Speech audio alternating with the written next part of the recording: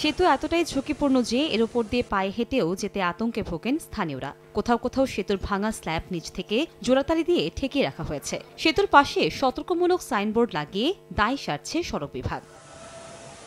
পিরোজপুর থেকে ভান্ডারিয়া এবং কাউখালী শিয়ালকাঠি হয়ে বরিশালে যাওয়ার সবথেকে সহজ পিরোজপুর কাউখালী ভান্ডারিয়া সড়ক ও জনপথের 18 কিলোমিটার এই সড়কে 8 থেকে 10 বছর ধরে 12টি সেতু ও 10টি কালভার্ট ঝুঁকিপূর্ণ থাকায় ব্যবহারের অনুপযোগী। এসব নরবরে সেতুতে ছোট বড় গাড়ির ঝুঁকি নিয়ে প্রতিদিন পারাপার হচ্ছে।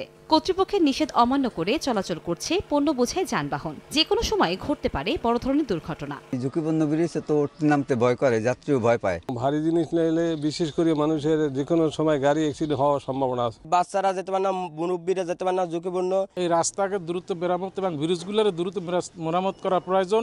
তবে সড়ক ও জনপথ বিভাগের কর্মকর্তারা বলছেন, সেতু কালভার্ট পুনর্নির্মাণের জন্য প্রয়োজনীয় কাগজপত্র সংশ্লিষ্ট মন্ত্রণালয়ে পাঠানো হয়েছে। দ্রুততম সময়ের মধ্যে আমরা ডিপিপি সমূহ প্রক্রিয়াকরণ করতে পারবো। বাই দিস টাইম আমরা যেই কালভার্টগুলো ঝুঁকিপূর্ণ মনে করছি আমরা সেগুলিকে আমরা মনিটর করে রাখছি, যাতে যানবাহন চলাচলের ক্ষেত্রে কোনো ঝুঁকির তৈরি না হয়। ঝুঁকিপূর্ণ সেতুগুলোর আনুমানিক বয়স 20 থেকে 25 বছর।